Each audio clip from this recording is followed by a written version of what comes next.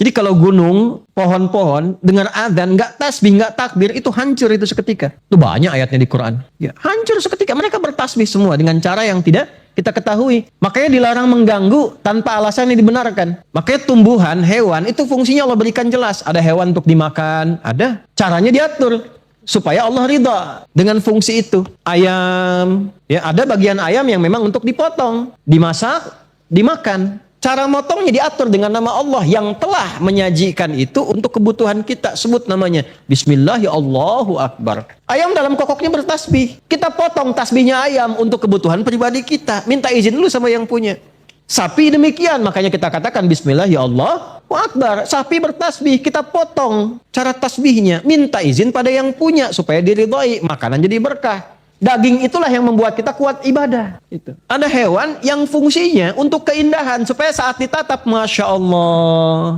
Ada yang begitu. Contoh misalnya burung cendrawasih. Ada misalnya sate cendrawasih. Oh, ya begitu Anda potong, Anda upload, itu semesta pasti akan mengutuk Anda. Sealam bumi itu. Kenapa? Karena fungsinya diciptakan bukan untuk itu. Untuk keindahan supaya Anda kenal Allah. Sebut Masya Allah. Tumbuhan juga begitu. Gak boleh potong sembarangan. Kebun yang pohon-pohon besar, hutan itu. Itu ada 16 ayat dalam Al-Quran bicara tentang itu. Ada namanya yang senang ngaji kitab Al-Munziri, punya kitab At-Targhib wa Tarhib. Di halaman 300 itu beliau mengeluarkan 12 catatan tentang keutamaan menanam dan merawat tumbuhan, pohon-pohonan sampai jadi kebun. Ya. Ada hadis dari Anas bin Malik, Muaz bin Jabal, Muaz bin Anas, ada diturunkan, Ibnu Umar, semuanya. Salah satu hadisnya begini, ya. Dari Nabi SAW, kala beliau bersabda, saya langsung angkat ke Nabi, sanadnya, perhatikan kalimatnya. Man nasaba syajaratan. Siapa yang nanam pohon dengan kokoh, dengan kuat. Wal qiyamu ala hifdhiha. Dan merawat itu dari sejak tumbuh benih, merawat terus sampai ujungnya. Kana lahu ajrun jarian mantafa'a bihi ila yaumil qiyamah. Dari mulai tumbuhnya saja, ini belum dikonsumsi nih, tumbuh, walaupun dia wafat, itu tetap tercatat sebagai pahala jariah yang mengalir pada dirinya sampai hari kiamat, dan sepanjang pohon itu dimanfaatkan dalam kehidupan manusia. Anda nanam pohon nih di tempat-tempat gersang, air ketahan dari situ, tidak mengalir jadi banjir dan sebagainya, tahan karena Anda itu sampai hari kiamat Anda dapat pahalanya. Tiba-tiba dimakan oleh burung buahnya, tiba-tiba ada ulat makan, setiap yang dimakan oleh hewan itu dicatatkan pahala untuk Anda. Tiba-tiba ada manusia konsumsi, dikonsumsi manusia, ada pahala untuk Anda. Fungsinya banyak, ada buah yang dimakan, ada tumbuhan untuk jaga keseimbangan alam, ada yang dilihat keindahannya, bunga-bunga indah kan dilihat kan? Lihat, semuanya apa? Tanda dari Allah. Makanya turun hukum, tidak boleh merusak tanaman, tidak boleh menebang sembarangan. Ya, tahu surat At-Taubah? Kalau nggak tahu berarti nggak pernah ngaji ini. Tahu surat At-Taubah? Surat keberapa? 9. Pertanyaannya bukan itu. Pertanyaannya, sebutkan satu-satunya surat dalam Al-Quran yang tidak diawali dengan Bismillahirrahmanirrahim. Iya, kan tadi udah saya bilang dari awal kan kuncinya. At-Taubah ya. Pertanyaannya kenapa? Karena At-Taubah itu turun sebagai izin dari Allah untuk membela diri saat diserang secara militer. Diterjemahkan bahasa bebas, izin perang. Nah itu masih ambigu kalimatnya. Apa yang dimaksud izin perang? Izin membela diri, bela negara, bela bangsa, bela agama saat ada serangan.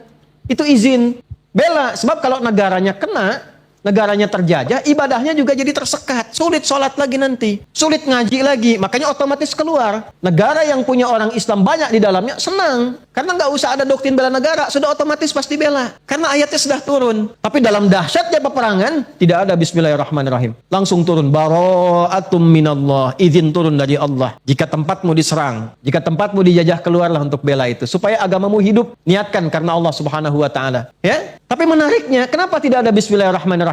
Karena peperangan itu peristiwa dahsyat yang tidak mengandung kasih sayang. Dalam Bismillah ada Ar-Rahman, ada puncak kasih dan puncak dalam perang tidak ada kasih, tak ada sayang. Saya baca dan lihat sejarah, belum pernah menemukan ada peperangan dengan kasih sayang. Izin nembak ya, sakit ya, maaf ya, gak ada. Perang ya perang. Tapi tolong cari dalam agama manapun, kaidah manapun, di mana ditemukan kaidah dalam peperangan tidak boleh merusak tumbuhan, tidak boleh mencabut sembarangan pepohonan, hanya di Islam. Anda bayangkan, dalam keadaan perang, catat kalimat ini ya, dalam keadaan perang sedahsyat itu pun, Tidak boleh merusak tanaman, mencabut pepohonan sembarangan.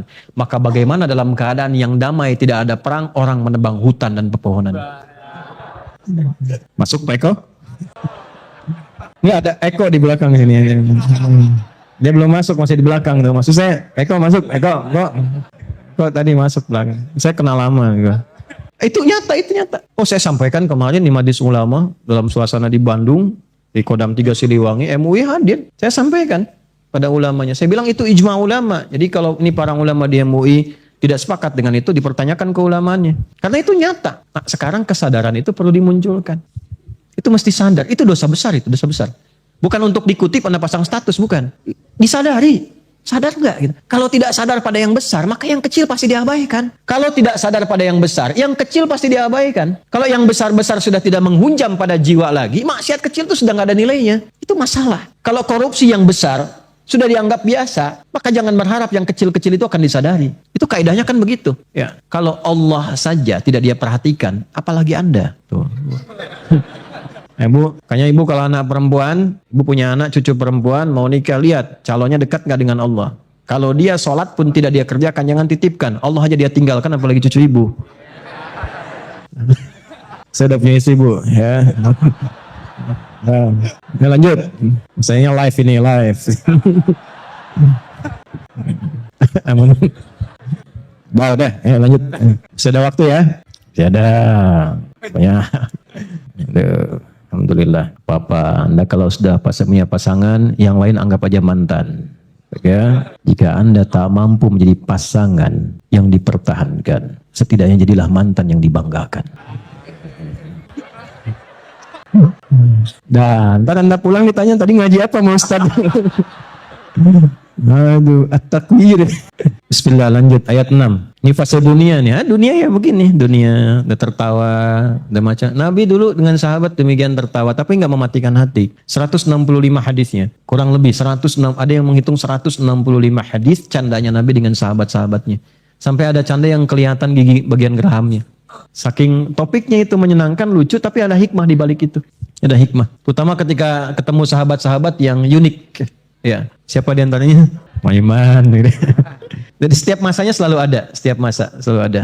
6 wa idzal biharu sujirat. Apabila samudra lautan itu sudah dipanaskan lalu meluap. Jadi yang memahami dua, ada yang muliat, ada yang masjur. Ya, muliat itu dipanaskan, panas. Ya, karena di antara laut itu juga ada unsur yang membuat ya itu bisa keluarnya api. Ya. Tanda-tanda ada minyak dan sebagainya. Nanti itu api semua keluar. Itu di surat At-Tur. Ya.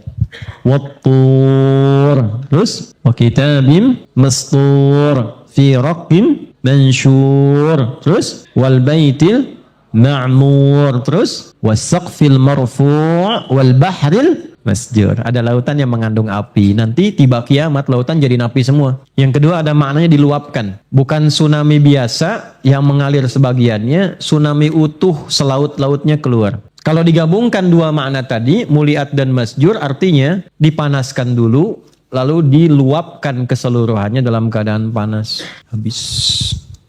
Maka yang cari ikan, mancing mania, yang suka berlayar, hari kiamat selesai semua. Yang suka mancing, ingat Allah nggak saat mancing. Kita jangan ninggalin sholat bahkan. Nah itu bahayanya. Gak dikasih gratis. Yang paling indah tuh ditampakkan. Saya tuh bingung kadang-kadang ya. Udah Allah tampakkan fenomena laut yang gak biasa. Masih belum ingat Allah juga. Ya, masih. Bahkan sekedar nyebut Masya Allah pun gak bisa. Wih paus gede banget. Foto gini kan. Langka nih kejadian. Untuk itu apa yang dilatih di lisannya. Sampai nyebut nama Allah pun gak bisa. Padahal itu fitrah loh. Nama Allah itu fitrah. Fitrah. Ibu tiba-tiba mendung kan keluar. Ya. Gelap gitu. Pas ibu keluar rumah gelap ngelihat. Apa yang ibu sebut? Ya Allah. Ya. Bapak mau berangkat nih macet panjang. Apa yang disebut? Fitrah ya Allah. Nah itu bisa nggak keluar. Saya pernah lihat satu tayangan di YouTube. Menarik tuh. Di satu agama lain. Di dalam tempat ibadahnya. Ya. Sedang khotbah itu. Tokoh agamanya. Tiba-tiba gempa. Ya. Itu jamaahnya refleks mengatakan. Allahu Akbar.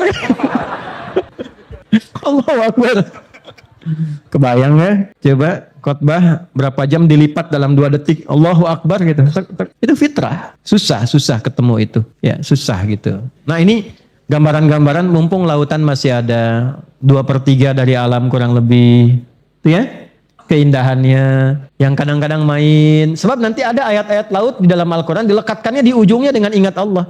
Bahkan dibuka dengan ayat. Misal Al-Baqarah 164. Itu ayat laut pertama di Quran. Disambungkan dengan alam. Inna fi khalqis samawati wal ardi wa ikhtilafil laili wan nahari wal fulki allati tajri fil bahr. Bima yanfa'un nas. Sungguh ada tanda-tanda yang seharusnya membuat Anda semakin dekat kepada Allah. Dari mulai pengamatan penciptaan langit dan bumi, pergantian siang malam ingat Allah, dan bagi Anda yang sering beraktivitas di lautan, melihat kapal-kapal berlayar, kok bisa berlayar diizinkan itu? Siapa yang izinkan? Bukan hanya ada hukum Archimedes di situ, bisa ngambang, bisa macam-macam. Kalau Allah berkehendak jatuh juga. Maksudnya tauhidnya muncul karena ilmu kan melekat dengan iman, namanya tauhid ilmu. Tetap sains menjelaskan secara saintifik, menjelaskan tetap. Tapi pada ujungnya ingat kita kepada Allah yang telah memberi ilmu itu. Itu lihat ikan beragam warna, terus nyelam ke bawah, kok bisa dua aliran nggak ketemu? Ini bisa asin, ini bisa tawar. Kok bisa nggak ketemu tuh? Arusnya nggak nyatu, ikannya pun balik lagi. Terus menariknya, ditemukannya di Quran lagi ada itu keterangan. Kalau baca Quran menemukan itu belum beriman, dengan cara apa lagi diberikan tanda itu? Apa perlu nunggu airnya diluapkan keluar? Semua. Terus dipanasin dulu. Nah, kejadian kecilnya, kalau ada air laut keluar, tumpah ke daratan. Tsunami kah itu bahasanya? Atau yang main-main ke pantai, tiba-tiba ombak datang. Kalau sudah sampai ke tepian belum ingat, sampai masuk ke daerah belum ingat, melipat keseluruhan belum ingat, dengan cara apa lagi diingatkan? Allah sayang yang tenggelam jadinya syahid. Kenapa syahid? Syahid itu kan syahadat, menyaksikan. Karena dia menyaksikan kekuasaan Allah, statusnya syahid. Syahidus sama, syahid fis sama. Ditetapkan di langit statusnya syahid. Walaupun meninggalnya bahasa manusia, ada yang tenggelam, tapi syahid. Sepanjang iman dia bawa pada dirinya syahid. Karena dia mendapati, menjadi bagian takdir, mendapati kuasa Allah untuk mengingatkan manusia yang lainnya yang masih berkehidupan. Bahasa kitanya korban. Sumatera sekian korbannya, ratus orang, mereka syuhada, syahid, menyaksikan bagian dari kekuasaan Allah untuk menjadi tanda bagi kita dengan hilangnya nyawa mereka berdasarkan ajal yang telah tiba. Statusnya syuhada, sepanjang iman ada pada diri mereka. Pertanyaannya yang hidup bagaimana sekarang? Bisa baca itu enggak? Gitu ya. Nah, ini tanda dunia, inilah 6. Jadi yang pertama tanda siang, matahari. 2, tanda malam. Ada apa? Bintang. 3, maaf sekali, hobi, rekreasi, ada yang ke gunung, ada yang ke laut kan? Ada tanda juga di situ. Semua hobi hilang, semua kenikmatan hilang, siang dan malam hilang, sudah nggak ada tandanya lagi. Kemudian juga semua aset yang terbaik hilang. Itulah tandanya kehidupan kita pun hilang. Tapi jangan sampai harapan kita pada saat itu hilang. Oleh karena itu sebelum itu terjadi, siapkan. Nah, ini tanda dunia. Saya punya waktu 5 menit untuk meneruskan tanda akhirat. 6 ayat lagi, saya percepat. 7-14 itu tanda akhirat. 6 peristiwa dunia, 6 peristiwa akhirat. Jadi saya simpulkan dulu ya. Poin untuk tanda dunianya, jadikanlah semua yang terkait dengan kehidupan dunia kita sebagai alat untuk mengenalkan kita pada Allah. Itu poin utamanya. Jelas? Halo? Jelas? Baik. Yang kedua, 7-14. Supaya kita selesaikan dulu ya.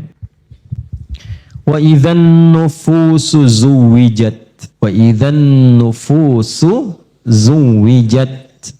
Dan apabila roh-roh jiwa-jiwa itu dipersatukan kembali. Kiamat terjadi, meninggal semua kan? Ya kan? Kiamat besar ya, habis semua. Setelah itu ada kebangkitan kan? Kita sudah pelajari sebelumnya surat Abasa, ya kan?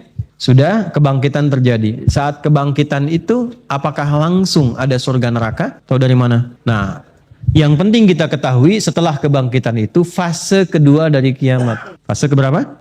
Nah, fase kedua. Di fase kedua ini ada 6 lagi peristiwa.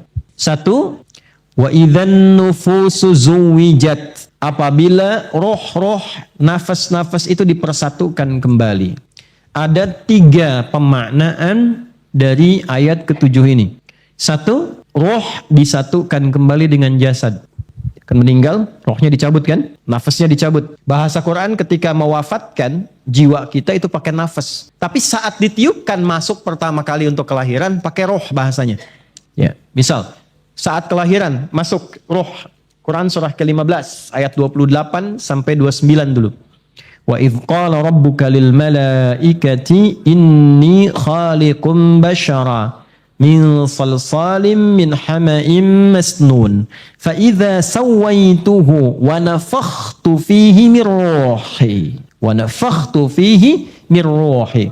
Ketika unsur kehidupan masuk ke dalam tubuh, rohnya dulu disebutkan. Roh yang masuk, bukan nafasnya, rohnya. Contoh lain, suka baca hadis, apa yang paling sering dibaca? Al-Arba'in. Arba'in, lihat yang keempat, hadis keempat dari Abdullah bin Mas'ud. Ya, qala haddatsana Abi Abdurrahman, ya Abdullah bin Mas'ud radhiyallahu taala anhu qala an-nabiy sallallahu alaihi wasallam huwa shadiqul masduq. Inna ahadakum yujma'u fi batni ummihi 40 yawman nutfah. Thumma yaqulu mithla dhalika 'alaqah. Thumma yaqulu mithla dhalika mudghah. Nah, perhatikan kalimatnya setelah ini. Thumma yursalu ilaihil malak, ya, thumma yursalu ilaihil malak wa yanfukhu fihi ruh wa yu'maru bi katbi 40. Sungguh setiap kita anak cucu Adam, selain Adam ya, karena Adam langsung dibentuk, Hawa langsung dibentuk. Setiap anak cucu Adam yang terlahir mengalami proses. Yang pertama dibentuk di rahim ibundanya dulu. 40 hari pertama berbentuk nutfah.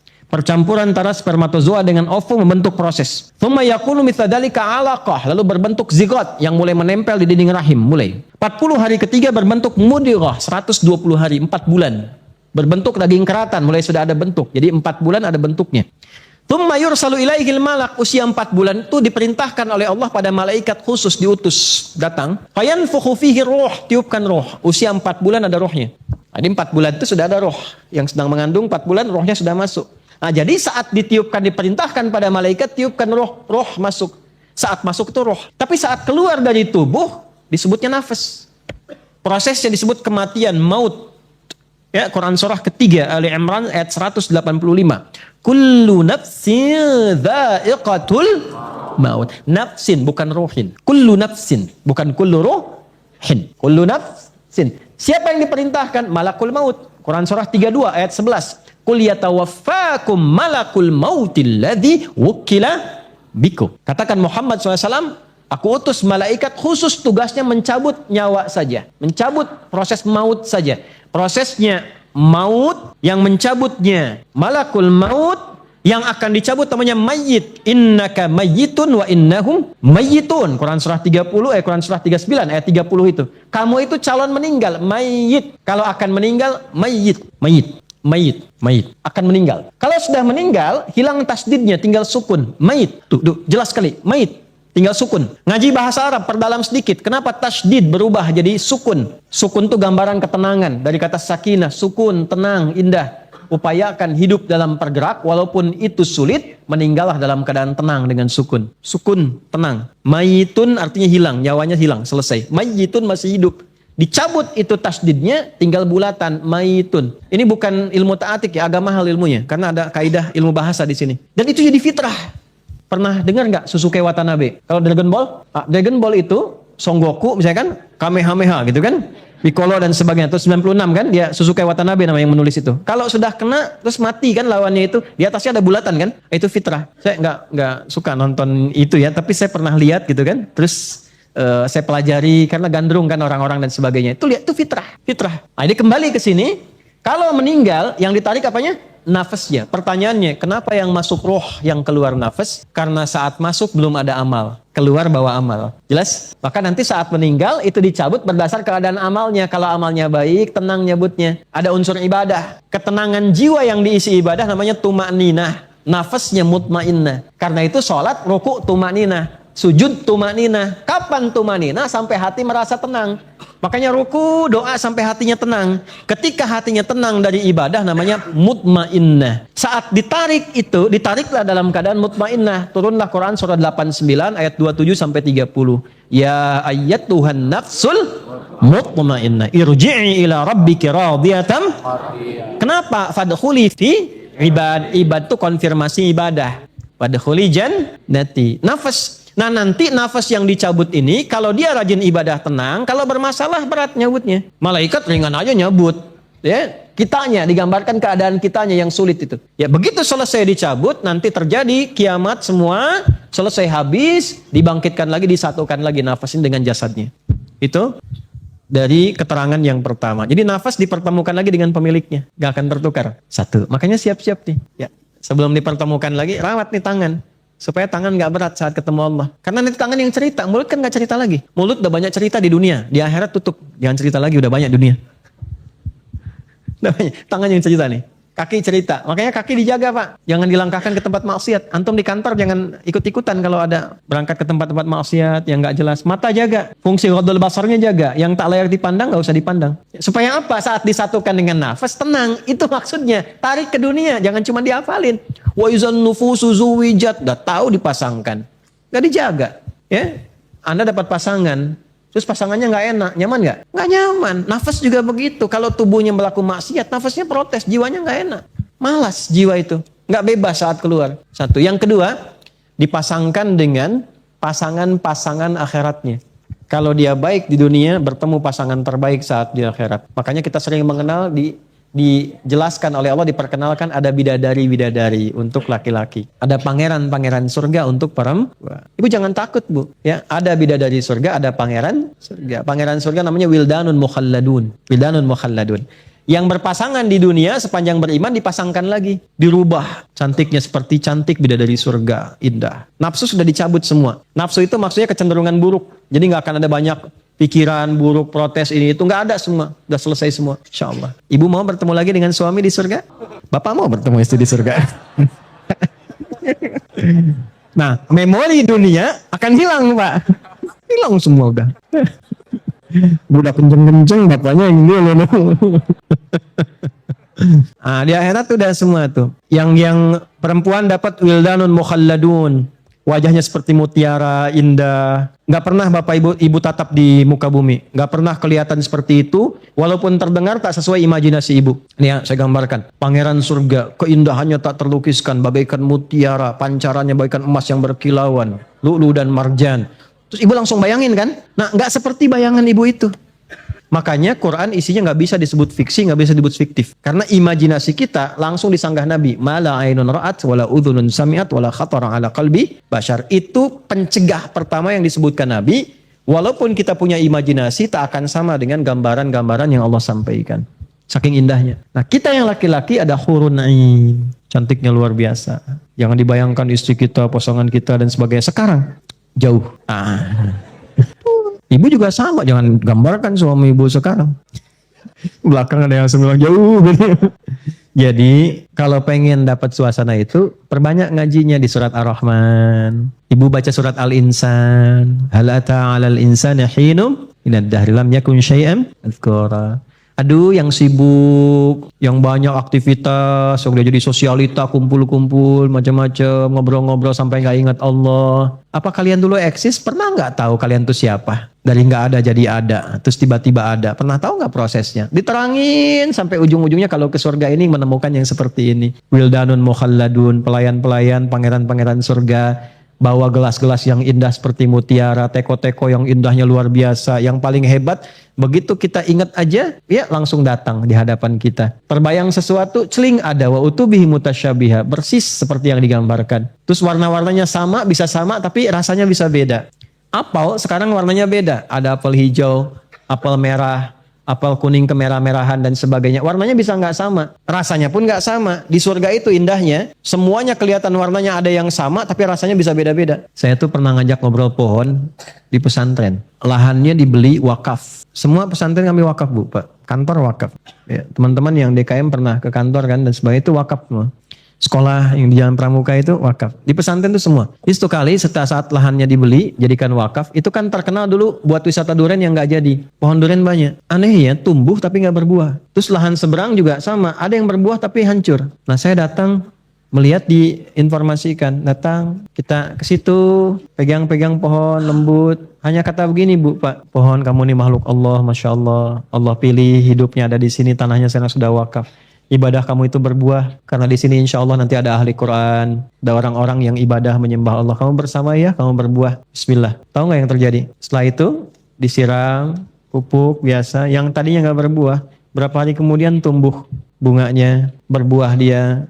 sampai satu periode berbuah 3 pohon 600 buah. Ini kisah nyata. Anda boleh tanyakan sama orang yang ikut saya sama-sama waktu itu. 600 buah itu rasa 1, kedua, 2, ketiga, 3, keempat, 4, kelima sampai ke ujungnya itu beda semua rasanya. Di situ saya ingat ayat tadi Al-Baqarah 25. Wabasyiril ladzina amanu wa 'amilus solihati anna lahum jannatin tajri min tahtihal nar kullama ruziqu minha min thamaratir rizqa qalu hadzal ladzi ruziqna min qabl wa utubihi mutasyabiha. Warnanya kelihatan sama tapi rasanya beda-beda. Maka kita nangis tuh fabi ayyi alai rabbikum tukadziban. Ya, sekarang lihat indah. Jadi menatap sesuatu merasakan kehadiran algoritma spiritual itu hidup. Melihat hewan-hewan. Ini nyata nggak nyata ya? Mohon maaf nih. Bagi kami nyata. Dan saya yakin hewan bertasbih, tumbuhan bertasbih karena Allah sampaikan itu.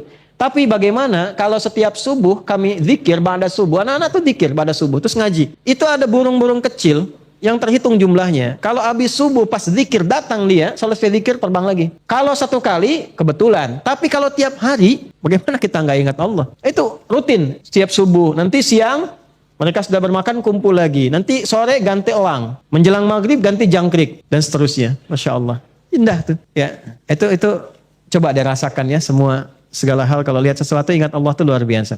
Nah ini pasangan. Makna ketiga, maaf ya yang baik dulu ya. Tadi yang baik, jiwa orang beriman ditemukan dengan yang disiapkan oleh Allah yang baik-baik. Bidadari surga, pangeran surga. Yang buruk dipasangkan dengan, maaf, jiwa-jiwa syaitaniyah. Temannya saat di dunia. Walinya. Setan itu punya wali. Siapa? Pelaku maksiat. Ditemukan di mana? Al-Baqarah. Ayat berapa? 257. Allahu waliyyul ladzina amanu yukhrijuhum minadh dhulumati ilan nur walladzina kafaru awliya'uhumut taghut yukhrijunahum minan nuri ila dhulumat. Taghut itu jama' bentuk jama' dari kata taghin. Perbuatannya tagha. Tagha pertama dilakukan oleh iblis, pasukannya disebut dengan syayatin. Nanti pasukan ini diketemukan lagi dengan partnernya saat di dunia. Jadi kalau dia menggoda diikuti jadi temannya. Nggak tobat sampai meninggal dunia. Setelah kebangkitan kiamat terjadi fase keduanya dipertemukan pasangan ini. Korupsi sampai meninggal nggak pernah tobat. Ditemukan dengan setan penggoda korupsinya. Penipu, perampok, pembunuh, pezina nggak tobat meninggal dalam maksiatnya. Ditemukan dengan setan penggodanya. Dipertemukan langsung. Saat dipertemukan itu dia langsung protes sama Allah tuh. Protes yang dimaksud tuh begini. Dia akan mengatakan, ya Allah gara-gara dia nih aku berbuat maksiat. Ngaji di Al-Baqarah, coba buka. Dari ayat 165 sampai 167. Dalam perjalanan itu Anda akan temukan. إِذْ تَبَرَّأَ الَّذِينَ اتُّبِعُوا مِنَ الَّذِينَ اتَّبَعُوا وَرَأَوُا الْعَذَابَ وَتَقَطَّعَتْ بِهِمُ الْأَرْحَامُ. Ada pasangan yang erat saat di dunia pelaku maksiat. Pasangan ini adalah setan dan mitranya.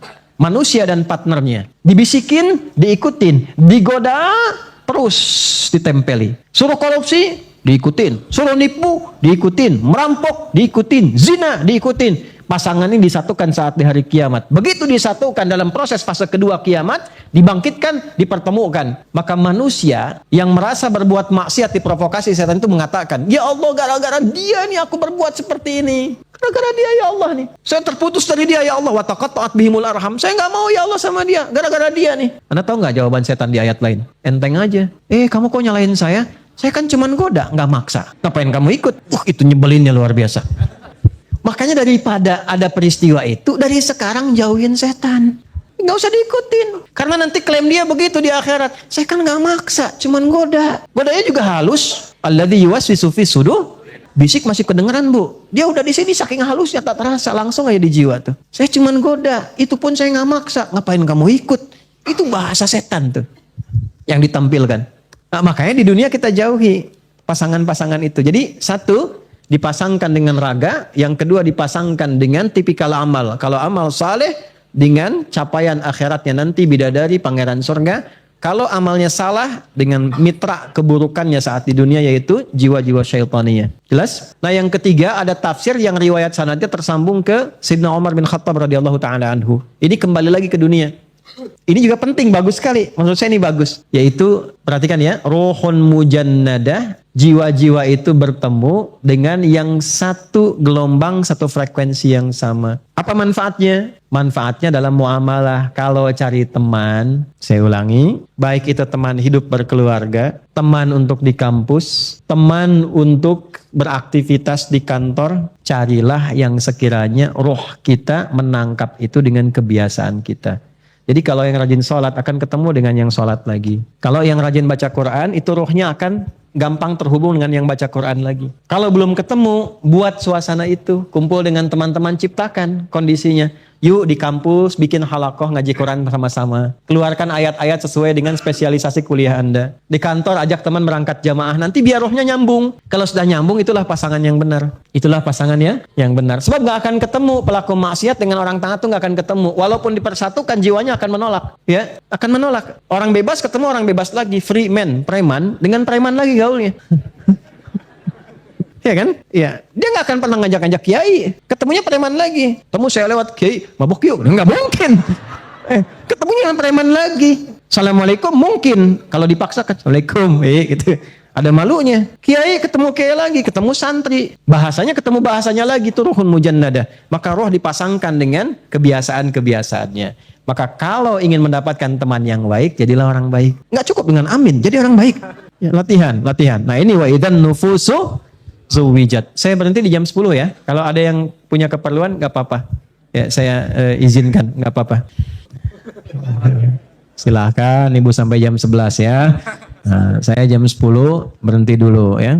Kita tanya jawab dulu 15 menit kan ya. Ini saya tanya, Ibu jawab nanti. 8. Urutan kedua, fase kebangkitan. Wa idzal mau'udatu su'ilat, awas.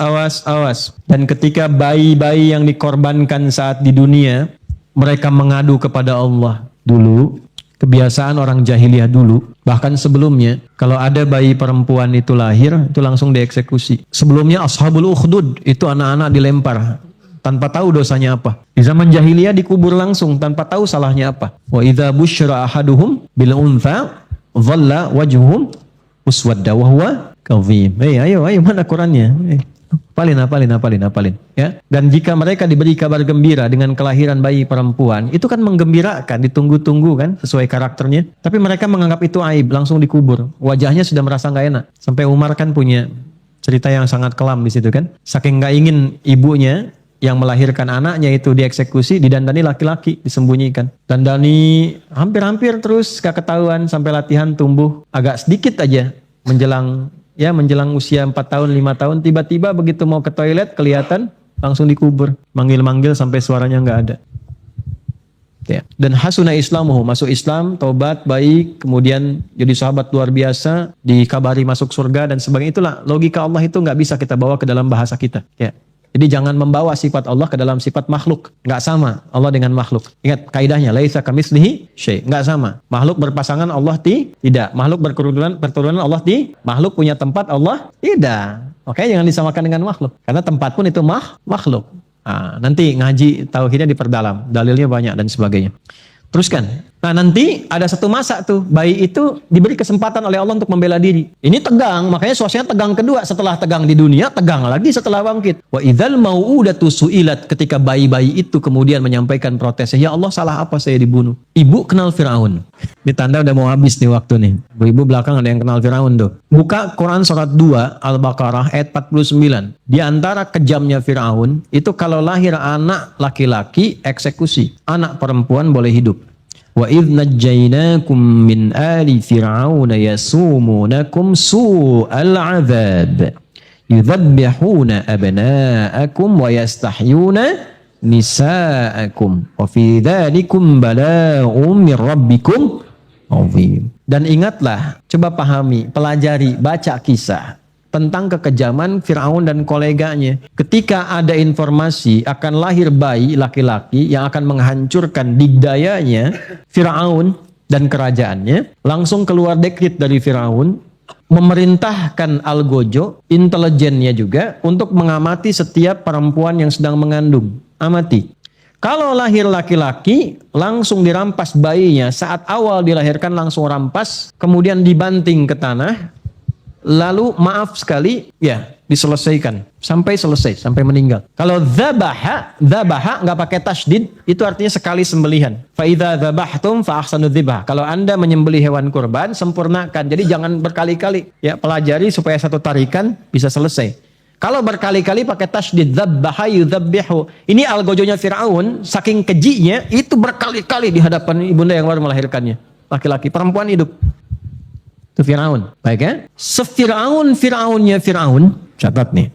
Fir'aunnya Firaun, dia masih nunggu dulu yang lahir itu laki-laki apa perempuan. Kalau perempuan bebas, laki-laki terabas. Sekarang yang mengaku bukan Firaun, dia nggak peduli nunggu sampai lahir. Dengar, oh kamu hamil, gugurkan. Aborsi. Sayang gugurin aja, masih manggil sayang untuk menggugurkannya. Dia nggak nunggu lahiran, dia nggak nunggu kehidupan. Sebelum dilahirkan, diselesaikan dulu. Kalau Fir'aun saja, yang kekejamannya luar biasa, disifati oleh Al-Quran, pembunuhan terdahsyat bagi bayi yang baru terlahir, bagaimana dengan orang di masa kini yang membunuh sebelum dia terlahir? Maka dengan cara apa kita sifati? Nah, motifnya macam-macam. Quran surah Al-An'am ayat 151. Wala taqtulu auladakum min imlaq. Nahnu narzuqukum wa iyyahum. Janganlah karena motif ekonomi engkau menyimpulkan harus bunuh diri, sampai-sampai saking dahsyatnya caramu itu engkau mengajak anak-anakmu karena takut kelaparan, karena tekanan ekonomi. Kalau enggak disebutkan untuk siapa ayat itu turun, kapan kejadiannya, ini menunjukkan akan ada satu masa-masa di masa depan orang memutuskan mengakhiri hidupnya karena tekanan ekonomi dan dia mengajak anak-anaknya. Terjadi sekarang? Bahkan nulis surat. Saya ngajar di Bandung di linguistik pada program S3 di sosiolinguistik. Kajiannya namanya analisis wacana kritis. Bahasa Inggrisnya CDA. Critical Discourse Analysis. Itu turunannya menganalisis huruf, kata, kalimat untuk mengungkap apa yang tersembunyi di balik itu. Jadi namanya wacana. Sama kayak Anda berpakaian begini, ada ilmunya membaca kenapa harus pakai itu. Apa yang tersembunyi dalam jiwanya sehingga menghadirkan itu. Itu menemukan surat ditulis oleh ibunya capek, E-nya sampai 13. Itu betapa tekanannya luar biasa. Tekanan. Tapi dahsyat apa tekanan itu sampai membuat sebuah kesimpulan bahwa anaknya mesti ikut untuk mengakhiri penderitaan anak katanya. Biar mama yang tanggung dosanya di akhirat nanti. Ada apa persoalannya? Ketika dia mengaku seorang muslim, apakah ayat ini pernah masuk terinstal pada jiwanya? Salahnya siapa? Kemana ustadz yang mengajar? Mana kiainya? Kiainya sibuk urus dunia. Kemana orang kesadarannya untuk ngaji? Sibuk dengan dunia. Ustadznya sudah ada, jamaahnya nggak mau belajar. Ayatnya ada turun 15 abad yang lalu. Kalau engkau ada tekanan sekuat apapun ekonomi, jangan putuskan mengakhiri hidupmu. Nggak ada korelasinya mengakhiri hidup dengan kebaikan ekonomi. Malah muncul beban baru. Bagaimana caranya? Diturunkan lagi. Nanti banyak ayat-ayat turun. Perbaiki dulu hubunganmu dengan Allah sampai kamu merasa punya Allah. Kalau sudah merasa punya Allah, turun ayat-ayat Allah yang rawat tuh.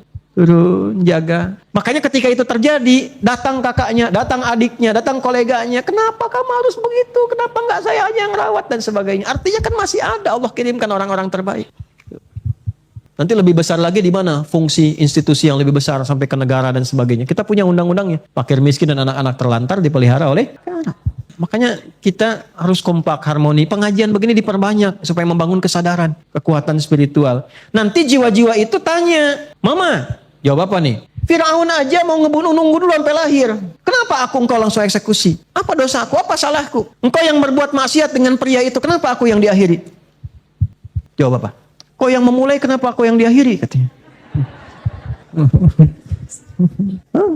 Jawab apa? Oh sudah, semua nggak ada jawaban, selesai. Nah itu baru yang dieksekusi. Nanti yang dirawat pun akan ditanya. Itu kalau anak-anak nggak sholat dipanggil orang tuanya. Panggil. Memang hisabnya masing-masing. Tapi nanti akan dicek dulu. Waktu kecilnya sebelum dia balik, sebelum bisa berpikir dan menyimpulkan, ada nggak bekas orang tuanya itu? Dibuka filenya, termasuk fisik yang ada pada anaknya. Sentuhan, ngajak sholat. Nah dibangunin kan ditepuk tuh. Pul, bangun dulu. Stephen, Michael, bangun sholat. Ya, Kathy, Aisyah, ya, Sukaisi, bangun. Ya semua kan, semua nama-nama yang baik-baik. Kan ditepuk kan? Nah tepukan itu ada tanda berbekas. Bekas itu akan dicari. Pernah nggak ada bekas itu? Yang agak keras, misalnya telinga, pernah dijewer. Ya, supaya tidak meninggalkan sholat. Ini nanti akan tampak. Ada nggak di sini tuh? Makanya saya paling sebel tuh kalau ada media-media memprovokasi, menampilkan berita anak-anak yang tiba-tiba ke guru, jadi berperilaku kurang ajar. Mohon maaf, ke orang tua, jadi tidak ada arah. Dikit-dikit kekerasan, dikit-dikit panggil polisi, dan sebagainya. Pada sesuatu yang harusnya ditoleransi. Saya ini dulu produk tamparan dari guru, walaupun yang salah orang lain. Karena sekamar harus dihukum. Dijejerkan malam-malam, ditampar, pak, depan teman-teman, depan kakak kelas yang lainnya. Ya oleh guru. Yang salah yang lain. Kita ikut di situ ditampar. Apakah marah? Tidak. Lapor polisi? Enggak. Lapor orang tua? Tidak. Diam kita. Marah sama gurunya? Tidak. Tapi kita buktikan dengan menunjukkan kebaikan-kebaikan yang kita memang tidak begitu. Teman-teman juga dibuktikan lagi. Ternyata yang ditampar itu sekarang sukses-sukses. Ya. Ini bukan izin bagi guru untuk seenaknya menampar, tidak juga. Ya karena nggak mungkin ada guru itu sengaja nampar tuh nggak mungkin. Kecuali guru yang kurang sehat atau ada masalah di rumah yang tidak selesai. Ke bawah. Makanya ibu kalau suaminya guru, ibu baik-baik tuh berangkat tuh. Ya, jadi nggak seperti itu. Yang salahnya murid, kok guru yang dilaporkan dan sebagainya. Ini kondisi-kondisi yang harus diperbaiki kembali. Nah, sebaliknya orang tua juga mesti dibantu karena fungsi sekolah itu bukan titipan, tapi mengambil dari bagian kewajiban di orang tuanya dengan kesadaran. Harusnya kan rawat kita orang tuanya. Mereka berani mengambil tanggung jawab itu. Nah, sekarang nanti akan ditanya saat kembali kepada Allah. Kenapa nggak sholat? Dicari jejaknya tuh ada nggak? Nah ini poinnya. Wa idzal mau'udatu su'ilat. Kalau diteruskan sampai ayat 9, bi ayyi dzambil qutilat. Maka ini khusus bagi anak-anak yang dieksekusi sebelum mereka tumbuh berkehidupan.